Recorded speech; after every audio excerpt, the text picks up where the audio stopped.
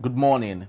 I make you welcome. This is Enterprise Morning, reaching you from Enterprise Television from our corporate headquarters in Lagos, Nigeria. I am Henry Igwebike, and I'd love us to start, of course, with our newspapers, and just before we get into our main conversation also for today. But please do well to be part of what we do. Have a say in what we say. You can find us, reach us when you visit us at enterprisetvnews.com. You may equally like, comment, and follow us on all our social media platforms at Enterprise TV7. I'm very so honored to have with me, joining me via Zoom from Lagos State, Nigeria, the barrister Tunji Abdul Hamid, a barrister, law, and a public affairs analyst. Good morning to you, barrister, and welcome to Enterprise Morning today. Thank you so very much, barrister. I am loving your heart. You're a chief now, a barrister. Is it okay if I can add chief? Chief barrister.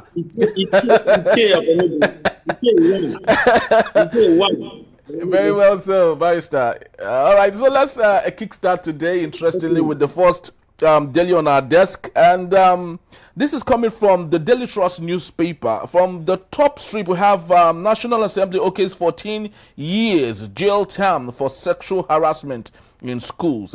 And ex-NSA Abdullahi Muhammad dies at 86. The cholera kills 10 in Adamawa local government. Nigeria rejects the country of particular concern designation.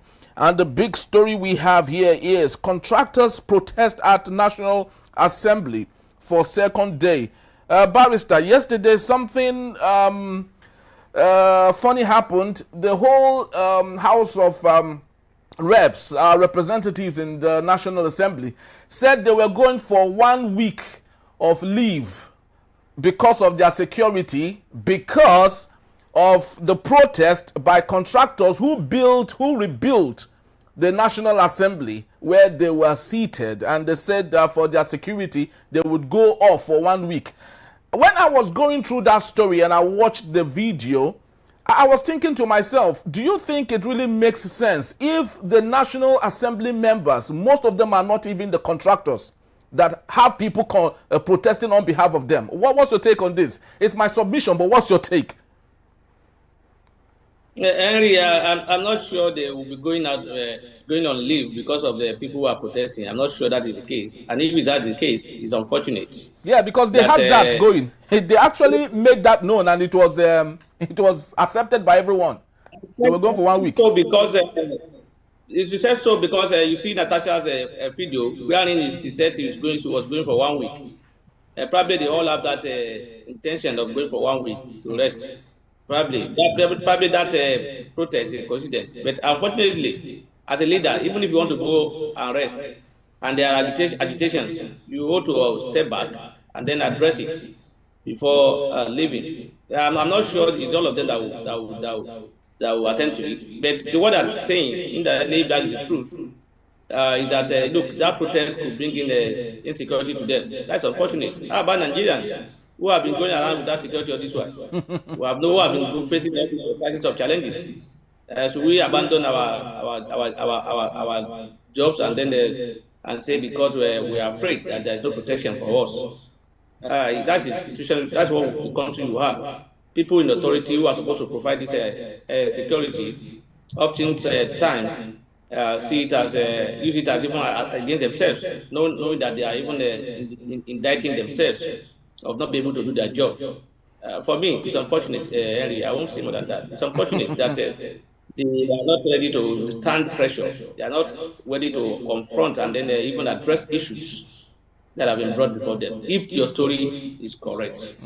Very well said, because it's actually very so unfortunate that they were asked to go for leave for 1 week because of their security, while there are deeper security matters that they have deliberately refused to talk about.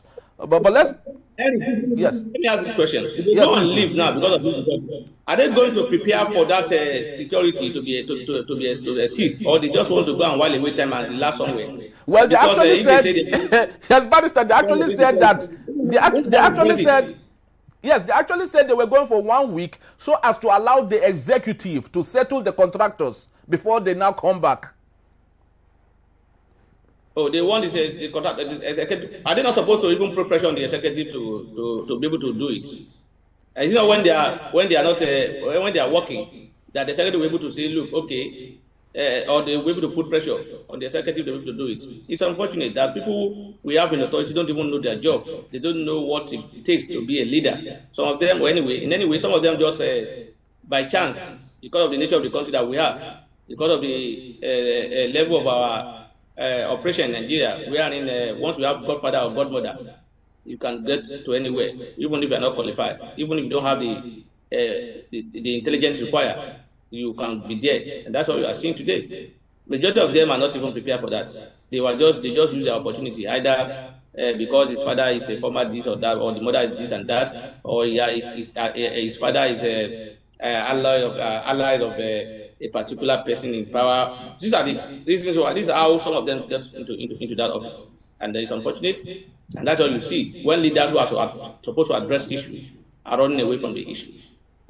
Because it's still very disturbing. I do not know how contract work in this part of the world, because I love to believe if someone is given a contract to do something, he is given a little bit of the money to do it with the agreement that when he is done, he should be paid the whole sum.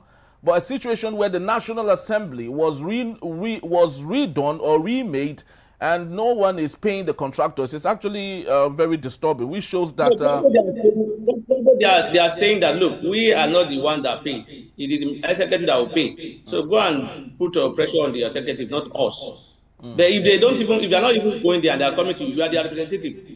You can on their behalf go and present their case or cases to the executive. You are their representative. You are representing them. So they can come to you and say, we are having these challenges. Go and sort it for us. Not for them to say we are leaving and until it is settled by the executive, we are not coming back. No. It is their responsibility to ensure that this is settled. All right, Barrister, let's move on to the Punch newspaper. We have the big story here, straight onto it. Power showdown. Wike, yes, on Wike that is, block defiant as PDP BOT insist on convention. And we have a rider to that story. PDP faction locks Secretariat as BOT Wike camps hold rival meeting. Barrister, what's happening to the PDP at this point? Makinde, with the court in Oyo, has said that the PDP should go on with the convention. Wike and his men are blocking the Secretariat in Abuja and equally holding their own meeting. What is happening to the PDP at this point?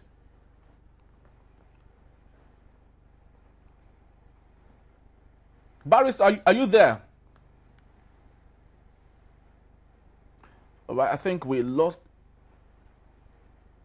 Oh, okay, I think we have a network issue there from our ends over from our recipient there. But of course, we hope that he would return. And just before he does that, we were speaking to the issue of Nyesom Wike and what's happening with the PDP now. And lots of people are wondering, are we seeing the imminent downfall of the PDP at this point? Remember, just before the coming of the PDP, the APC, that is, the PDP said they were going to rule Nigeria for 50+ years, according to a particular stakeholder with the party.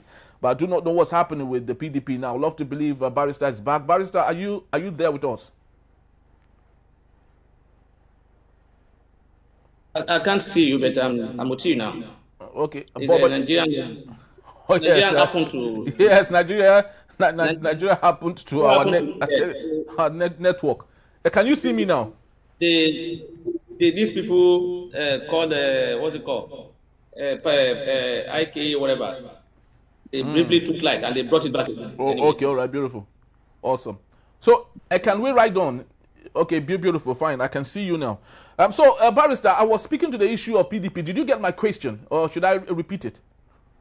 Yeah, you were talking about the crisis in PDP. What is exactly? Happening? Yes, exactly. Yeah. So speak to me. The summary of what is happening to the party is power play.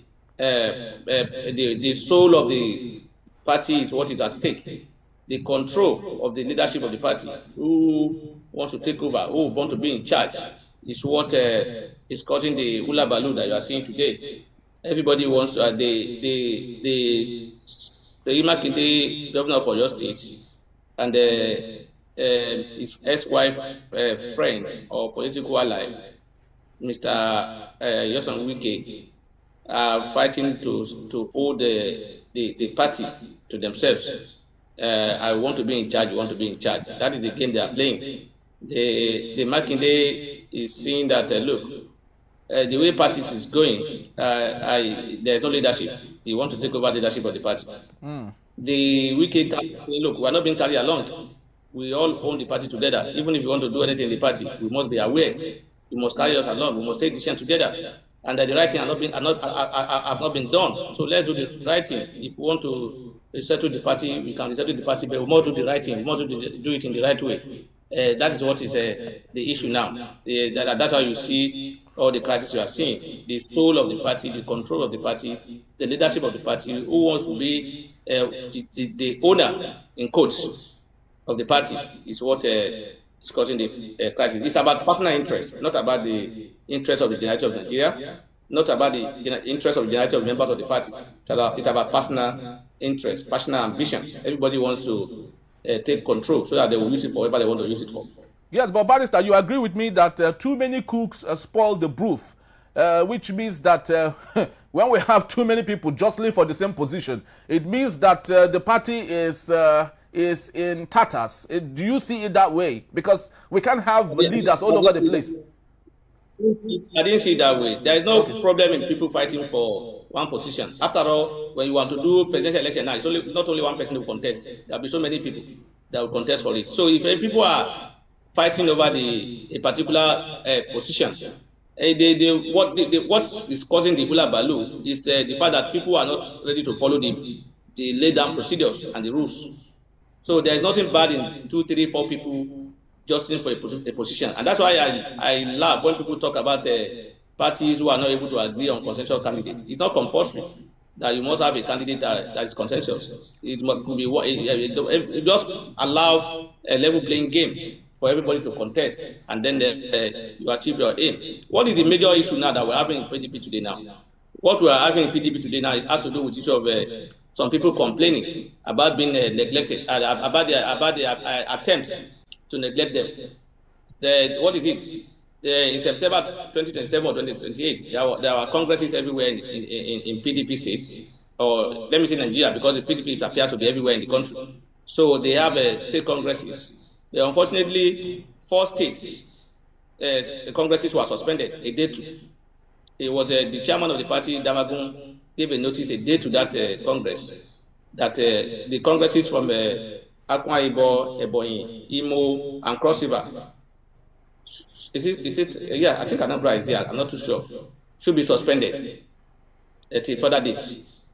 And then it was not aired. So what is the essence of the Congress? Is to elect people who become who will take over leadership of the party in the states.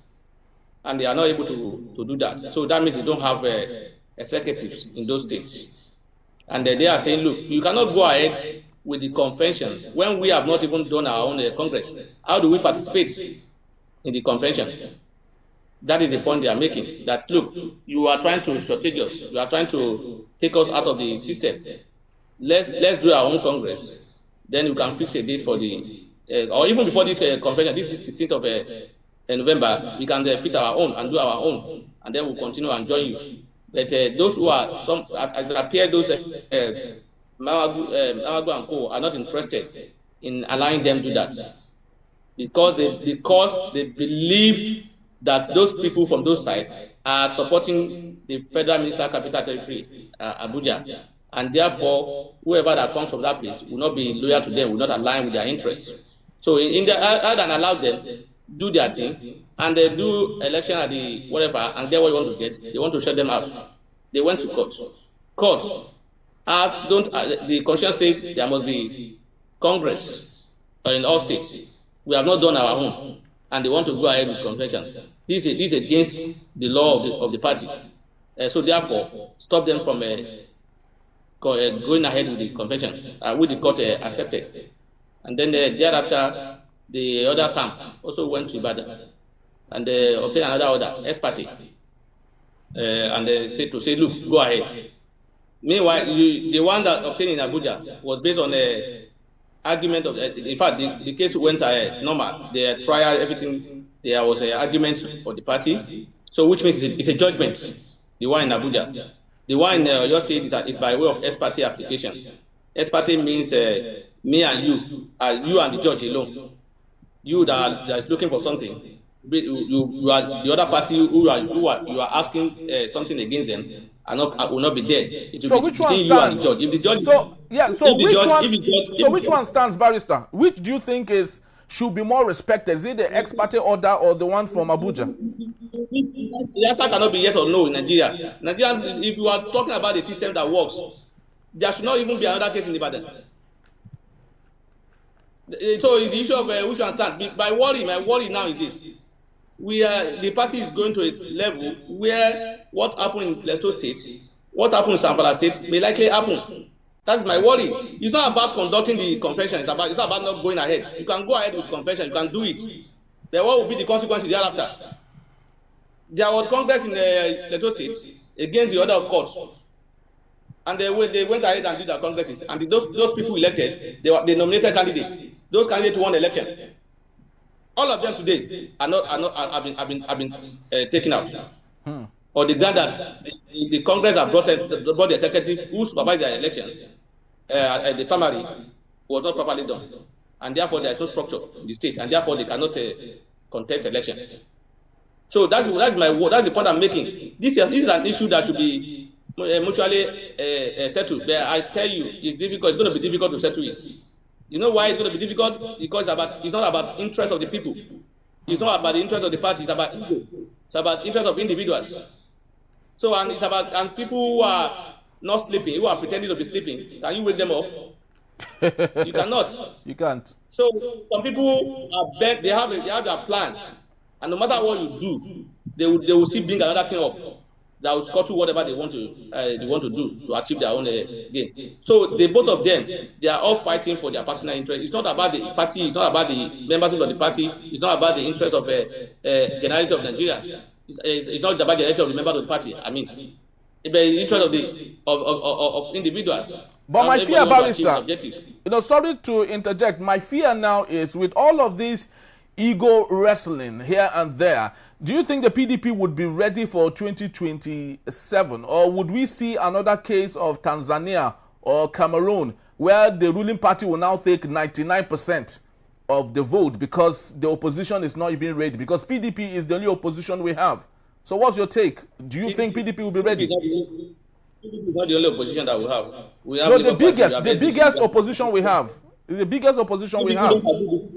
Are you agreeing to that now? Because before now, you people believe you said the Labour Party is also is a main opposition at that time, and then now when the people are changing it to say PDP is the only, and I don't even believe that the party should be the party alone should be the opposition. The people of the country can also act as opposition. They can also challenge if the government is not doing well. They can also come and say, look, notwithstanding that we don't have strong the other opposition parties are not having their houses in order. They have a candidate who can do the job. So notwithstanding, we will support him. So the people should also be a part of the opposition, not the party alone. So as it is now, it's difficult to answer your question because from what has happened in the past, you will see PDP having this kind of crisis or whatever. Few days or weeks later, you will see everything come back to normal, and everybody will move again. So I cannot, because I know before 2023 or 2019, in fact at that time they said PDP is dead completely, that there won't be any PDP again. Then the Senator Bola the Reconciliation Committee came on board, and everything went well. Was it before 2023 or 2019? I can't remember. And they were able to compete again. Even recently, before this another one, there were crises regarding not being able to hold the next meeting. They will not be able to hold this and that. People thought that would be the end of the party at that time. They were able to withstand it and then settle it. So it may not be the end of it completely, because as we speak today, notwithstanding the crisis we are seeing at the national, they still have a strong presence in some states. In my state, for instance, yes, PDP is more stronger than the APC. I'm telling you. but APC is the ruling party, and they are the one in charge of almost everything. And if they conduct another election, APC might win in Kwara. So what makes PDP strong in Kwara? Who's in charge? Who's the governor? The current president, the current minister of defense, or the minister of defense, state of defense, whatever. He was a current governor in Sabah. So when he lost, He lost his second big time. He was the sitting governor. When PDP lost election to APC, PDP has about 20-something governors. APC has just about 5 or 4. I can't remember the number of governors they have. And they won. So it's not about the number of governors or the number of states you are controlling. It's about the people, about election. Even though we don't have confidence in our election in this country. We don't believe that election counts. But sometimes it works. So the fact that a governor is in the... And that's why I disagree with people. Whenever they talk about or classify a state as an APC state or PDP state, just because, not because of majority of the members, just because the governor is in APC. That state, to some people, is an APC state. No, I beg to disagree. And that's why I'm giving an example of Kwara State. In Kwara State, it's an APC control state, but the PDP has more stronger presence than the APC in the state. I'm telling you. Well, I just hope that that structure will be translated. Giving a free and fair election without any intimidation, without any glitch that will change anything. I tell you, the APC cannot win the PDP as it is in Kwara State. All right, Barrister, I'd love to just do one more question on the PDP thing, because I think it's very important. Opposition is very key to our democracy, because we wouldn't want to slide into the Tanzanian issue where one party won everything, or Cameroon where one party rules forever. What do you think is your take? If all of you are supposed to participate, who are supposed to also checkmate the ruling party who is not doing well, fold their arms, and then they're expecting that it must be PDP or APC or ADC or SDP that must make it happen. Then we are deceiving ourselves. The party alone cannot make it happen. Those that make it happen are the people of the country who are not happy with the system. Yes, but Barrister, I've asked you this question several times. I'm yet to get a concise answer to this.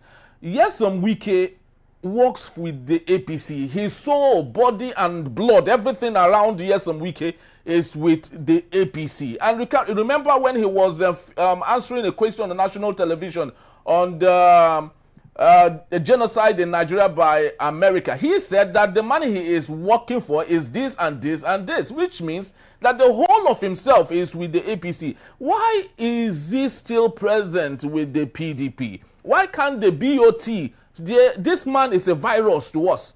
If we leave him out, things will be better. What is difficult getting Nyesom Wike out of the way exactly? Henry, why is it that only Nyesom Wike you are seeing? Yeah, because he's the biggest guy. Barrister, you and I know he's the strongest. He's the biggest stakeholder. How are you not seeing Seyi Makinde? How are you not seeing Ayo Fayose? How are you not seeing Autumn? How are you not seeing Chibode George? How are you not seeing these G5 people? I'm trying to remember the G5 people and those who are following them. You see, it's not about Wike suspension or removal from the party. It won't stop anything. It can advise. The crisis we are seeing today now. Did you see him directly involved in it? Directly. Yeah, his men. Did you see him there? Yes, but Barrister, his men are the one occupying the secretariat in Abuja now. Now, if he sacks now, his men will now also be sacked together with him. His men will not, or his men will not listen to him again because he's no longer a member of the party. So if he's inside that, if he's doing directly now, I would say yes.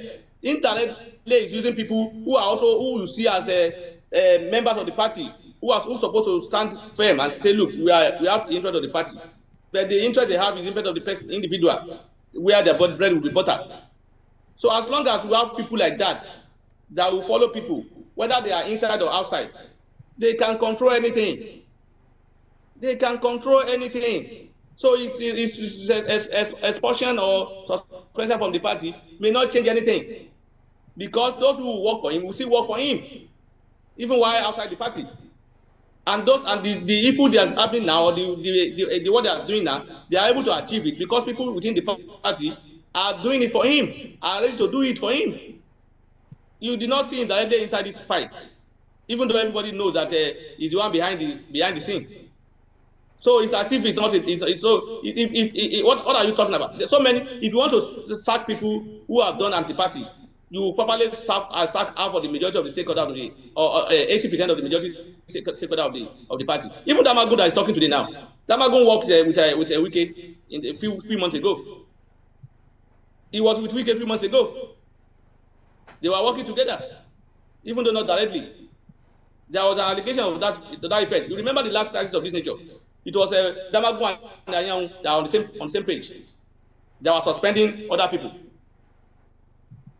So it is about people's interest. Until everybody put their interest, or they must have interest, but that their personal interest must not be above the interest of the generality of the members of the party.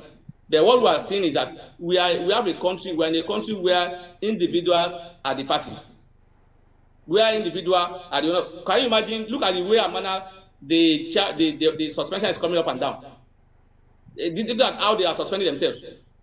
For a party to even sit and take decision, must there not be proper notice? Can you just get judgment on Friday, and in the early morning of Saturday, you say you are holding a meeting? How do you bring everybody together at that meeting? What about people who are not around? What about people who are not living within Abuja? What about people who are not living in Nigeria? Are they not supposed to participate in it?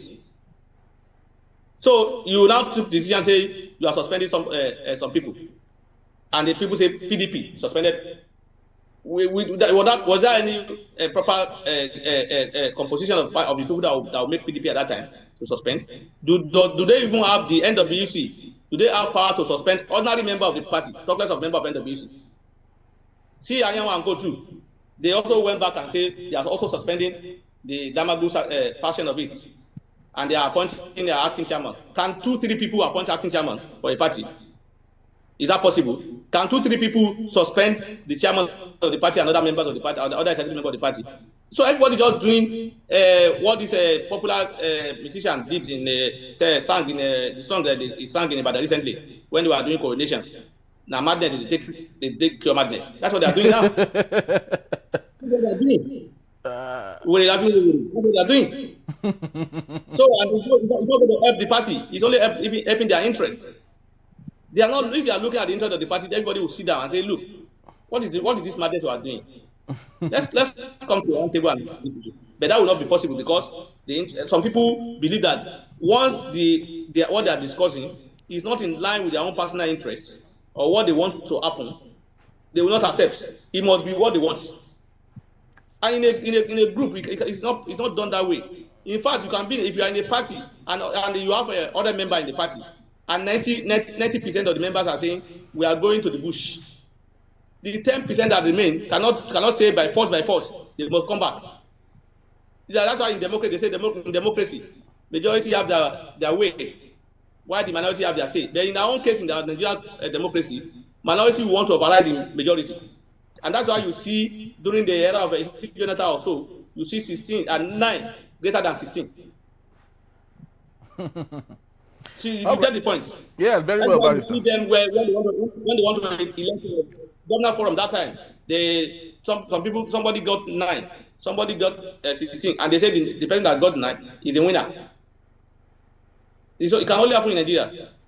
So as long as this ego and the personal is taken to the higher level, it's not taken out of the mind of the member of the party.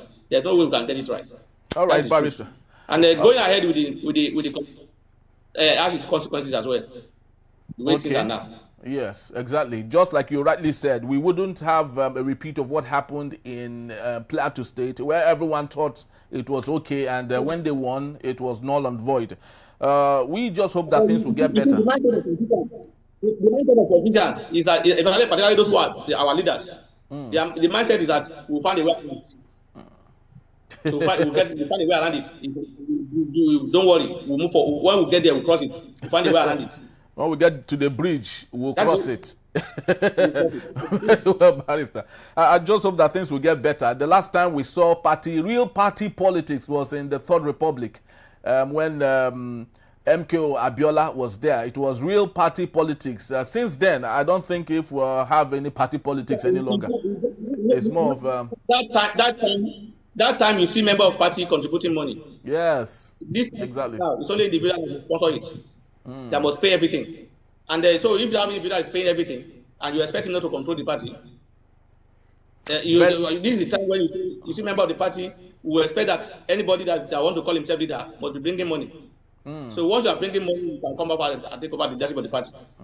That's what they see. And you see, if they want to. So today now, we now have a situation whereby we now say the governor of a state or president is the leader of the party.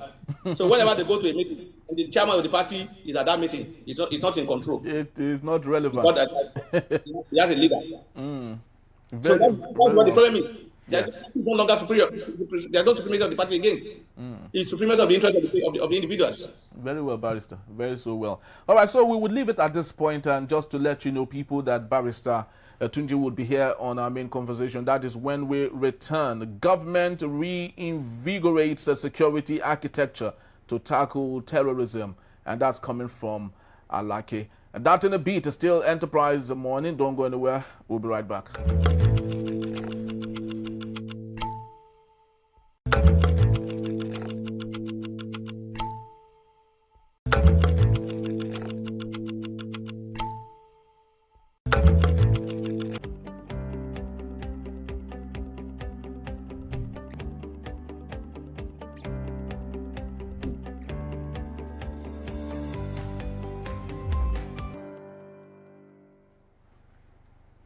It's nice having you join us. This is still Enterprise Morning, reaching you from Enterprise Television. Let's head straight to our conversation for today.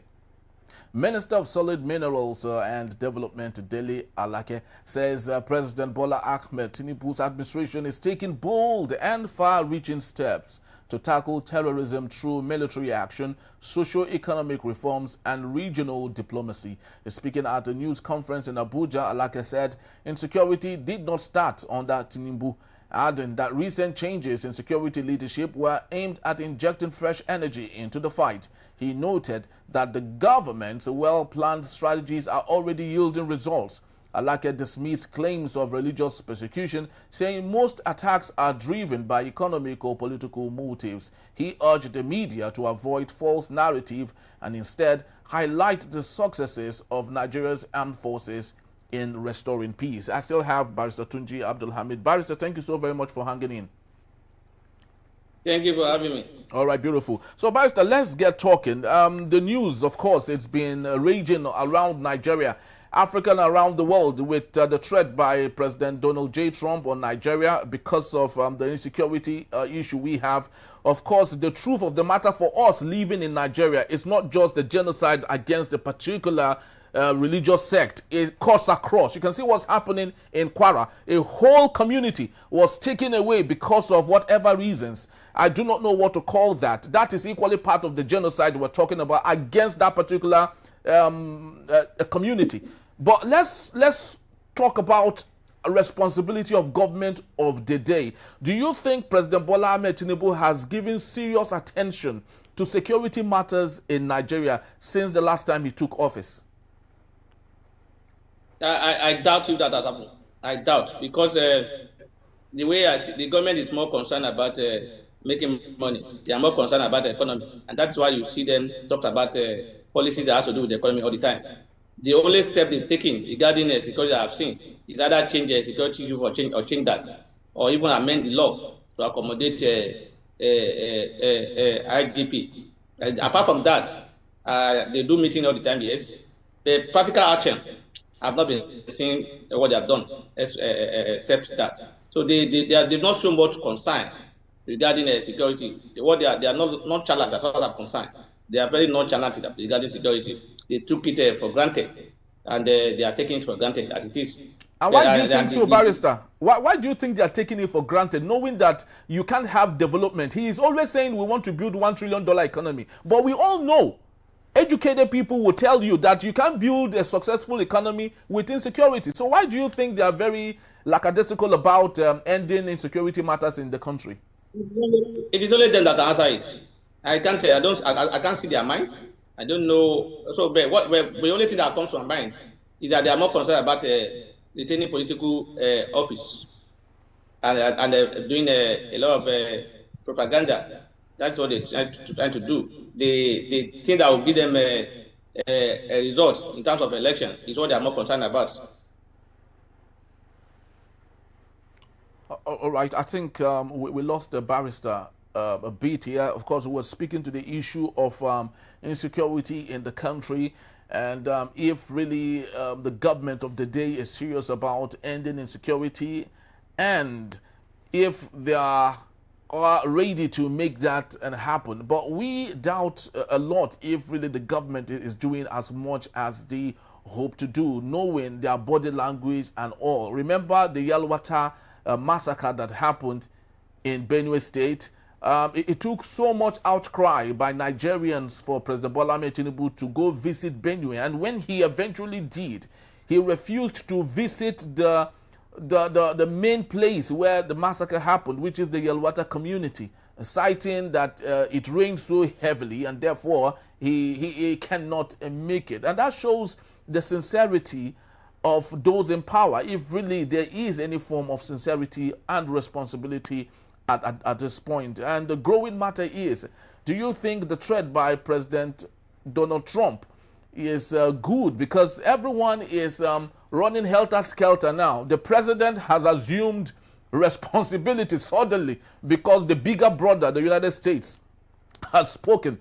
The military echelon is beginning to do so much, knowing that President Donald Trump has spoken. The ministers who didn't even care, about security matters are beginning to care because of Donald Trump. The House of Reps and senators, the parliaments are beginning to be disturbed, knowing that President Donald J. Trump has spoken. We have Barrister. Thank you so much, Barrister. We understand we had a little bit of communication error there. Yeah, so you were speaking to something before we had that loss of communication. I was saying, in my own opinion and my own thinking, this government is not doing enough in terms of security. They are more concerned about economy and politics, and that is their major concern as far as I'm concerned. And that's why you see, if you did all the things Mr. Dele Alake said, he was not able to highlight what they've done, exactly. except to say that they change service chief and other. There's no other. He has not been able to highlight to give out any steps that have been taken, and they come in denial. And what they do most time again, that's not helping us. It appears they don't believe in the continuity of governance. Because they always try to isolate this government from previous governments, even the one that has to do with APC. The last 8 years of the Buhari, they don't see it as part of the APC administration. They see whenever they talk about 2023 to date, as if that 2023 is an isolation that before 2023 there was no any step. You can hear him say if the steps that have been taken now has been taken 10 years ago. Forgetting that Buhari of APC spent 8 years in government, and they now spend almost 3 years, which is 10 years he's talking about. So indirectly he's taking them away from this administration, away from the last administration, which is not. This is all APC. In fact, they even campaigned on the foundation of the last administration.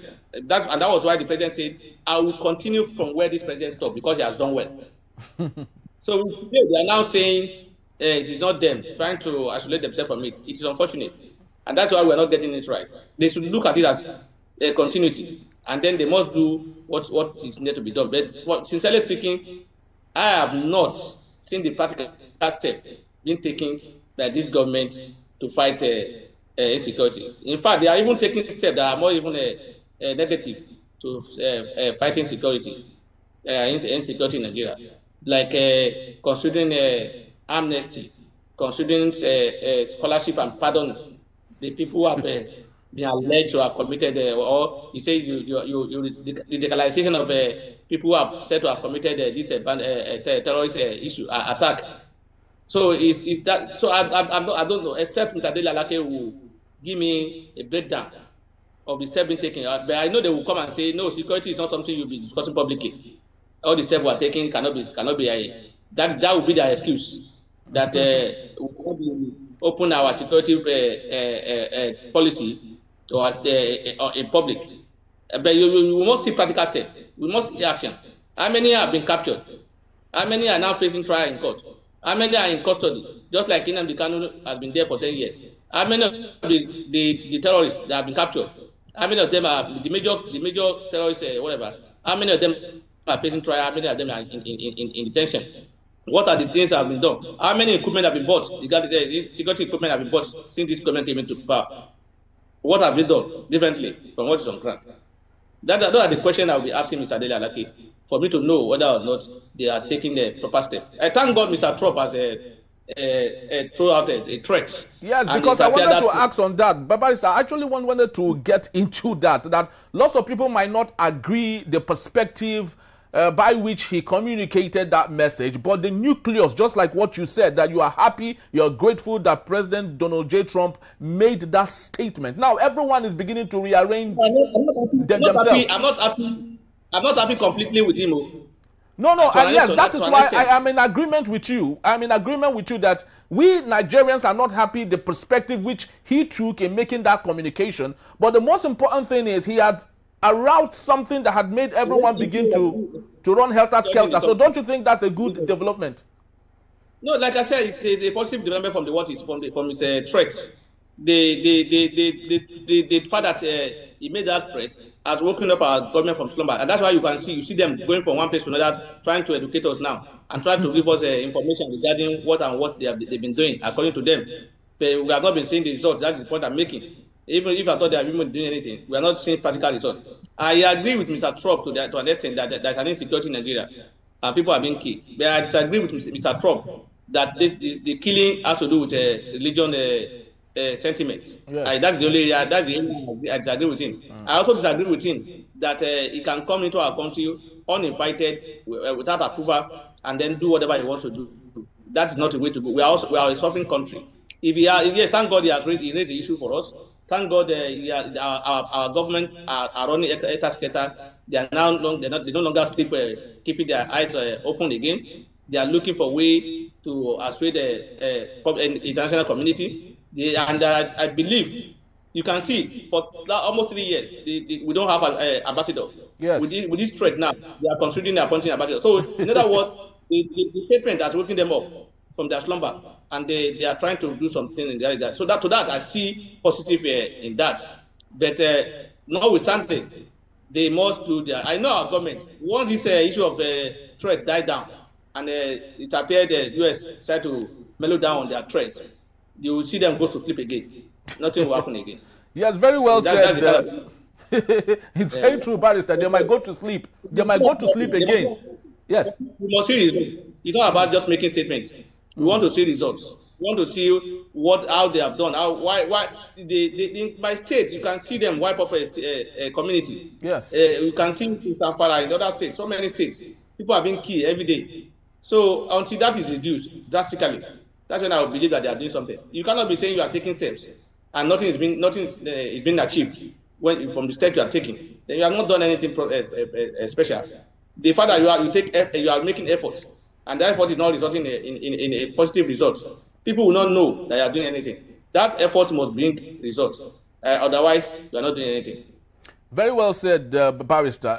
You rightly said that by the time this tension eases down, that our government structure might go back to sleep. But I do not think that the United States will take this lightly, because the latest information we have is that the U.S. military has a designed plan for intervention in Nigeria, light, medium, and heavy. And the light one, they said that they would work with local agencies, that is our security operative, to ensure that things work. The second one, which is the medium, they said they would use drones and targeted strikes on terrorists and their convoy. Barrister, I know you've watched some of those viral video of these terrorists coming in large numbers. In fact, it could be seen anywhere from anywhere. But our security operatives pretend like they don't see it. The third one, they said, which is heavy, they will be moving aircraft carriers towards the Gulf for heavy bombardment on terrorists in the region to save Nigerians. So don't you think that the Donald Trump that we know, might not really, care whether we say that we are a sovereign country? Donald Trump, he knows what to do, and he doesn't care what people say. That would be disrespectful and irresponsible of the president of the U.S. if he's trying to do that. A responsible government will not invade another country without their permission. I'm not saying that's not to say we don't need their help. We need help, and if they are bringing help to us, we welcome it. But that help they are bringing to us must be discussed with our government. The government must be in know of it. They must be approved. They must have a joint understanding, mutual understanding, an agreement as to how it will be done. Because you cannot, no matter how well you know somewhere, you cannot know my house more than me.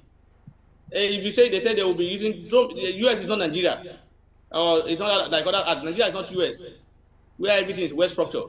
If you go by what our government often said, they say that these people are staying within the normal people. They are working, they are staying together. So how do they separate them? How do they separate them? But Barrister, did you watch that American forces? Yes, Barrister, did you watch that video of American forces who came to the northern part of Nigeria and rescued some Americans that were kidnapped? They understand Nigeria better than we do. So it's not difficult for them to find out where these people are. Listen now, when they pick up their own men, why do they not wipe up those people who kidnapped the American men? Why do they only pick the man and then they leave them? They don't wipe them up. Why? It's easy to rescue in that manner because if the man is white, they will be able to identify him. We look alike. So if they want to use that means that they just come and say only people who targeted and the people, they are not the same thing. They are not the same thing at all. And like I said, I'm not even aware of any international law that allow anybody to come into another person's country and operate without any permission. It's but Barrister, Barrister, I would love to differ with you on this.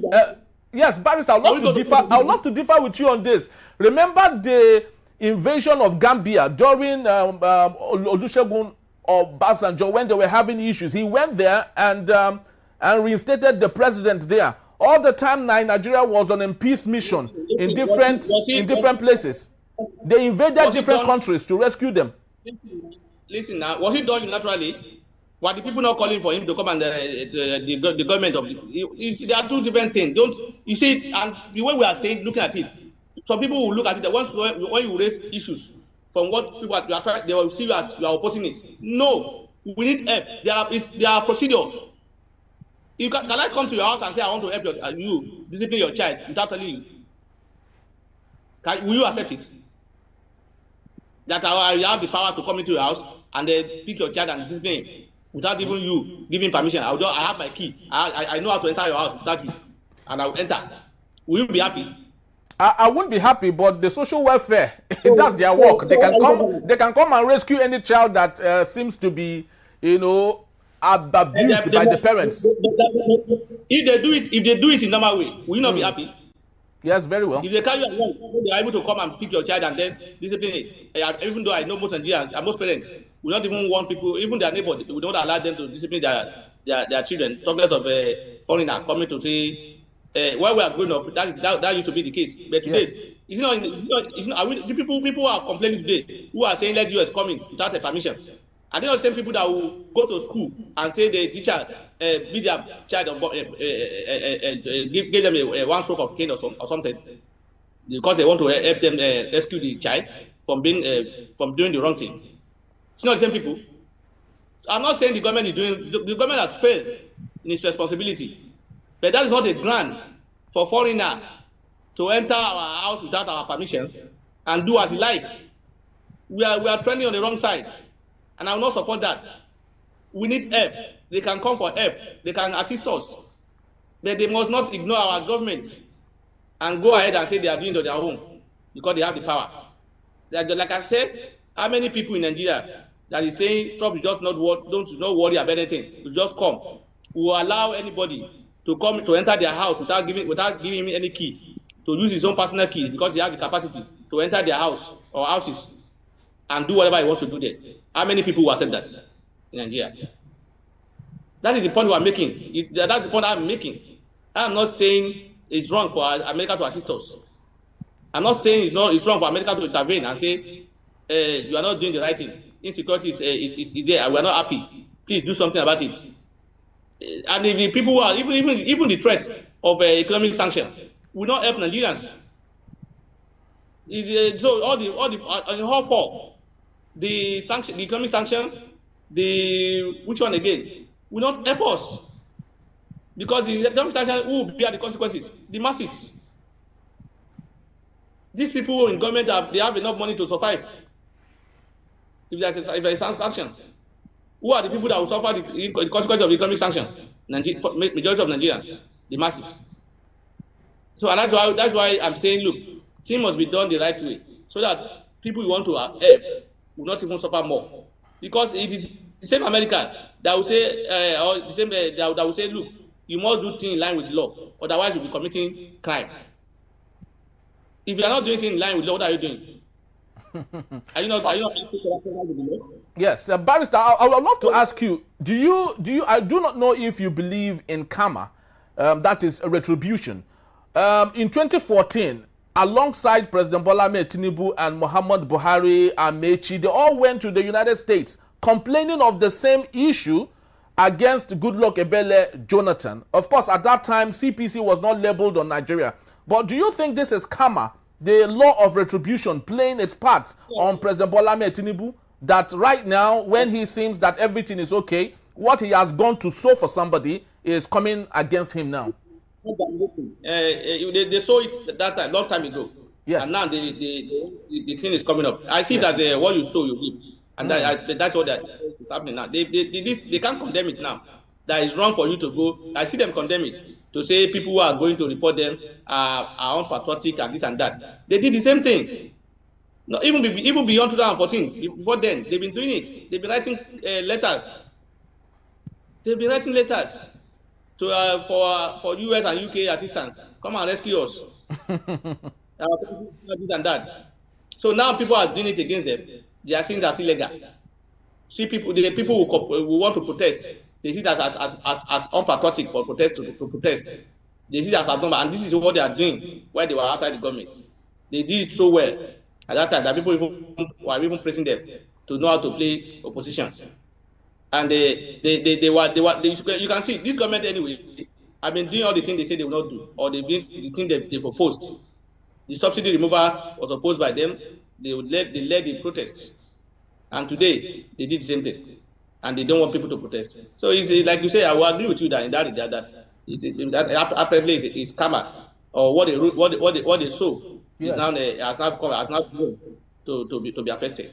Yes, very well said, the Barrister. I would love us to conclude like this. And my last question is, Chinua Achebe said, he who fetches firewood infested with ants would invite lizards to his house. The lizards now, one of them is America. The other one is China.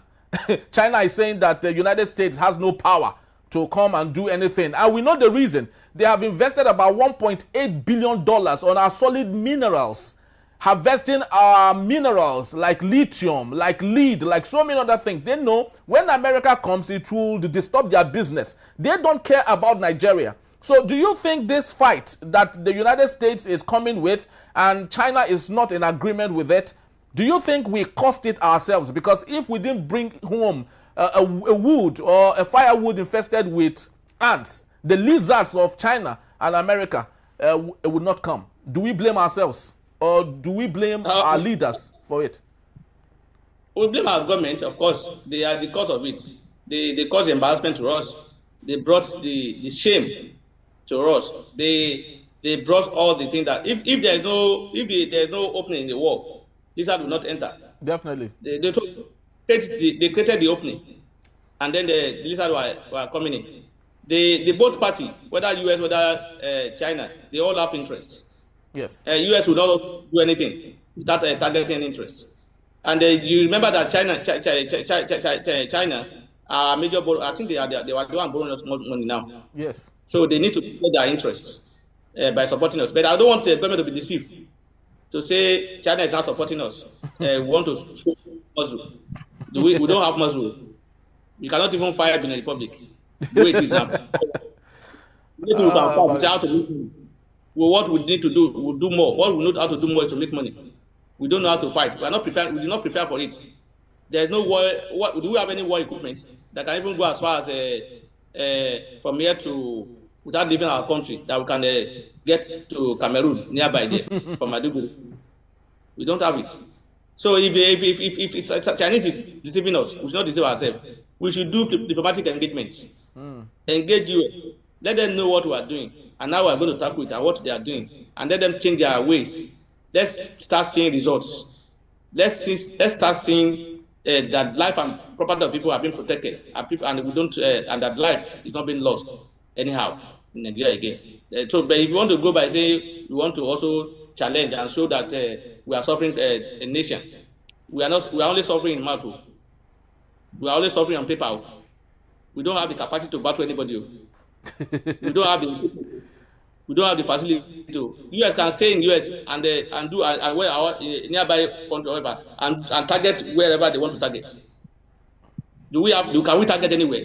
We cannot even stay in Abuja and target Kwara. not Kwara. Target Niger and get it. We cannot stay in Abuja. That what we want to achieve is in Niger, and then you will not leave Abuja and then capture what you want to capture. You can't do it. So are we to be showing us? No, I will not join the Chinese in trying to encourage us to join anybody to do anything that will confront Trump. I will not say US. It's Trump now. It's Trump, I'm not sure yes. That's my take. All right. Thank you so very much, Barrister. We just hope that all of this would ease away and President Bola Ahmed Tinubu would learn, because he is seem not to desire to learn from the mistakes of the past. I do not know if it's age that is the problem, or is it that he has been so eulogized and glorified in Lagos that he now feels that anything he says goes, and therefore would not want to listen to anybody. There's a difference between being a grandfather and becoming the president of a country. And what Nigerians are seeing is President Bola Ahmed Tinubu, who is appearing to be a grandfather than the president of a country with lots of people with different interests. And that is what I think. We hope that things will get better. Thank you so very much, Barrister, once more. Truly do appreciate it. Thank you, Henry. You will not blame Mr. President. When you are seen as when everybody is standing on your mandate, or everybody, all governors are defecting to your party. When all senators majority of the senators are defecting to your party, majority of the House, you will see yourself as Alpha and Omega, and then you see yourself, I can do and undo, and you are even named master strategist. So you are not feeling like, okay, yes, I'm in charge. So I won't blame, unfortunately. All right. Thank you so very much once more, Barrister. And that's just about the time we have for today. We'd love to say thank you to everyone that have watched.